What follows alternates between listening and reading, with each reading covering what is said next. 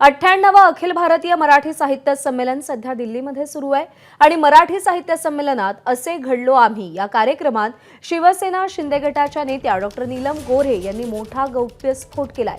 ठाकरेंच्या शिवसेनेमध्ये 2 मर्सिडीज दिल्या की 1 पद मिळायचं असा खळबळजनक आरोप नीलम गोऱ्हे यांनी केलाय आणि त्यांच्या या वक्तव्यानंतर महाराष्ट्राच्या वर्तुळात पुन्हा एकदा खळबळ उडाली आहे।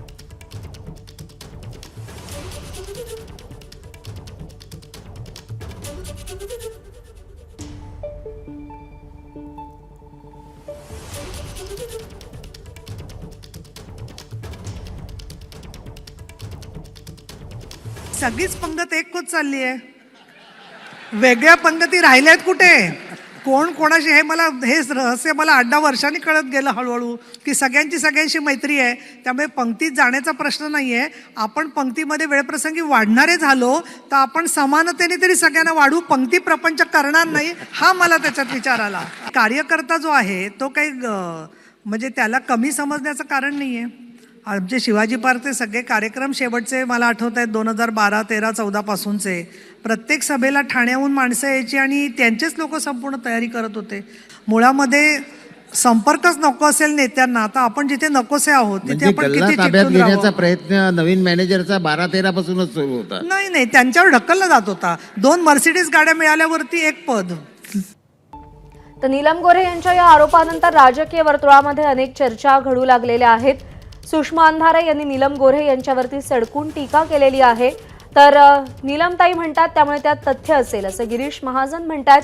पण अर्थात नीलम गोऱ्हे यांच्या या नव्या आरोपांमुळे सध्या राजकीय वर्तुळात एकमेकांवर आरोप प्रत्यारोप आणि टीका टिप्पणी सुरू झालेली आहे। ठाकरेंच्या शिवसेनेमध्ये 2 मर्सिडीज दिल्या की 1 पद मिळायचं असा आरोप नीलम गोऱ्हे यांनी केलाय।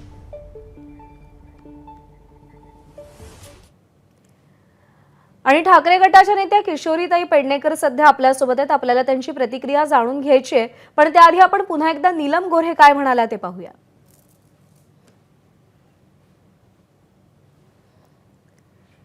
सगळीच पंगत एक होत चालली आहे, वेगळ्या पंगती राहिल्यात कुठे? कोण कोणाशी हे रहस्य मला 8-10 वर्षांनी कळत गेलं हळूहळू की सगळ्यांशी मैत्री आहे, त्यामुळे पंक्तीत जाण्याचा प्रश्न नाही आहे। आपण पंक्तीमध्ये वेळप्रसंगी वाढणारे झालो तर आपण समानतेने तरी सगळ्यांना वाढू, पंक्ती प्रपंच करणार नाही हा मला त्याच्यात विचार आला। कार्यकर्ता जो आहे तो काही म्हणजे त्याला कमी समजण्याचं कारण नाही आहे। आमचे शिवाजी पार्कचे सगळे कार्यक्रम शेवटचे मला आठवत आहेत 2012, 13, 14 पासूनचे प्रत्येक सभेला ठाण्याहून माणसं यायची आणि त्यांचेच लोक संपूर्ण तयारी करत होते। मुळामध्ये संपर्कच नको असेल नेत्यांना, आता आपण जिथे नकोसे आहोत तिथे आपण किती ताब्यात घेण्याचा प्रयत्न नवीन मॅनेजरचा 12-13 पासूनच सुरू होता। नाही त्यांच्यावर ढकलला जात होता। 2 मर्सिडीज गाड्या मिळाल्यावरती 1 पद।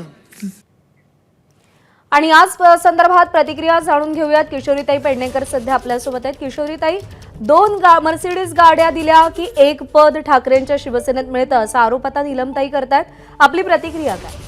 पहिली म्हणजे त्या नीलमताईला विचारा, तू किती दिल्या? तुला 24 वर्ष जे शिवसेनेनी पोचलंच म्हणेन, काही कामगिरी नसताना तुला पोचलं, तू किती गाड्या पाठवल्यात? कारण आरोप करायला इकडे काहीतरी मिळवायचंय म्हणून वाटेल तसे आरोप करणार असतील आणि आता म्हणजे फुटून पण 3 वर्ष झाली आणि तरी यांना अजूनही वकार्यात होत आहे, तर ह्यांच्या यांना म्हणायचं काय? कोण तुमच्यावर विश्वास ठेवणार?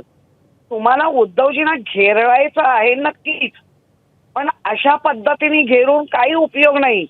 24 वर्ष कुठलंच कामगिरी नसताना तू राहिलीस कशी? तू कुठच्या गाड्या दिल्यास? तू काय केलंस? काय पक्षाला दिलंस? कुठले कार्यकर्ते वाढवलेस?